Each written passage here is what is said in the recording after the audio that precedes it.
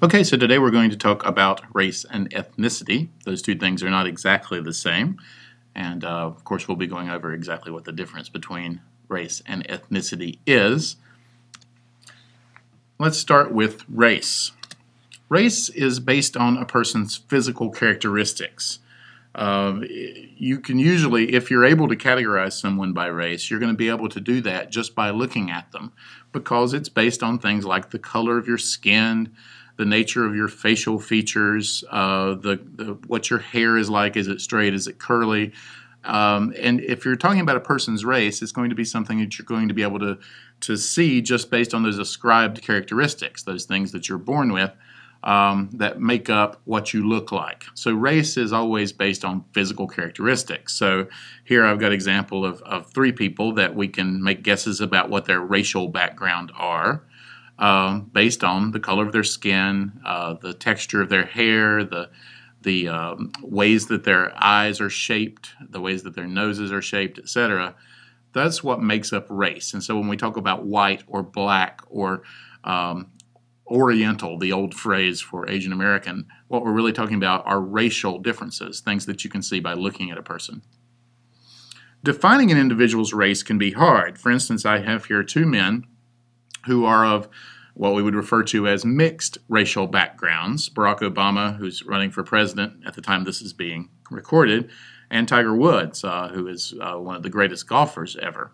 Both of these men are of mixed race, meaning that their parents were of different races, but they both consider themselves to be black men. They both will say, in fact, that they're African Americans. And so defining an individual's race can be difficult because the idea of race itself is somewhat outdated. It's based on old 18th century ideas about differences between people in different parts of the world, that because of the integration of the nations and the way that we really are becoming more and more of a global community, these ideas about race are becoming less and less important and less a way that we can categorize people in a meaningful way. That's somewhat exemplified by these two men.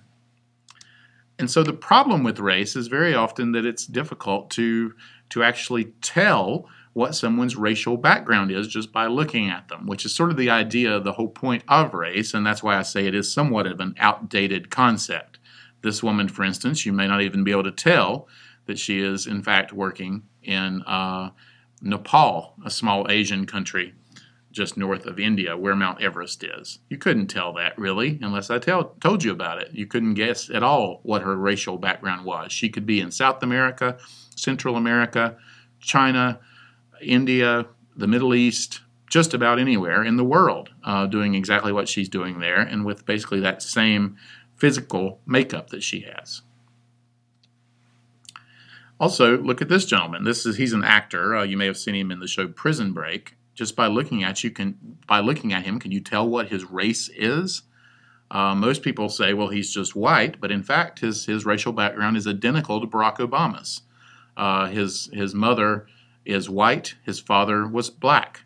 And so with race, it's based so much on physical characteristic, and there's so much individual difference in exactly what your physical characteristics are that it can be very difficult to be a meaningful way to define people. So that's race. On the other hand, we have ethnicity, and ethnicity is not based on physical characteristics. Instead, it's based on cultural groups. It's based on the country where you grew up or the culture that you grew up in. So we can look at this woman and tell that she's probably from somewhere in Central or South America because of the dress that she's wearing. That dress, the costume, the makeup that she has on, is characteristic of Latino groups. Particularly of the particular region of Mexico that she's from. And so she lets us know her cultural heritage by the way that she's dressing there. And we all do this. We have symbols of our culture that we wear all the time, from a Star of David if we're Jewish or a cross if we're Christian, to the head coverings that we'll put on our hair if we're Jewish before entering a synagogue. We let people know what our cultural group is by the way that we present ourselves. So defining a person's ethnicity can also be difficult because, I mean, looking at these two women, you may think that they're Irish, but how do you know that it's not just St. Patrick's Day? Sometimes people will wear costumes and will present symbols to the world of ethnicity that is not their own, but they're just trying on that outfit for size, if you will, and they're trying to say, you know, I'm celebrating St. Patrick's Day, even if I'm not Irish, or I'm choosing to wear a kimono, even if I'm not Japanese. It's not always so easy to tell what a person's ethnicity is. The easiest way, of course, is just to ask, and that's always the safest way if you don't know someone's ethnicity, rather than just seeing that someone looks Asian and assuming they're Chinese when in fact they may be Japanese. It's better to ask them about their ethnicity. Most people don't mind being asked, what country are you from, or originally, or where's your family from? Whereas people do mind being asked, are you black or white? That's a much more offensive thing to say racially. So ethnicity is where we try to spend most of our time and most of our focus now as sociologists, because it really is the more important distinction. Problem with ethnicity, though, is sometimes you really can't tell what someone's ethnicity is. Here's a picture of the current president, George W. Bush, who is wearing a yarmulke, which is traditionally for Jewish people. Of course, he's wearing that because he's visiting the Wailing Wall there in Jerusalem. But very often with ethnicity, it can also be difficult to tell exactly what group a person belongs to. So I wanted to look at some of these different ways that we have dividing up racially and ethnically. The first term that I want you to know is prejudice. And prejudice is when you make up your mind about a person simply because of preconceptions you have about a group that a person belongs to. You're prejudging an individual based on their culture or their race. For instance, I have here a picture of a person who looks like they're from the Middle East. I suspect that if you're an American watching this, that all kind of prejudices probably leap into your mind. Oh, this man is probably a terrorist. He probably has 5 wives, and he may be very wealthy because of oil wealth. I think all of those things are prejudices that Americans have about people from the Middle East based on the experiences since 9/11. But that's what prejudice is. It's deciding about someone before you ever meet them.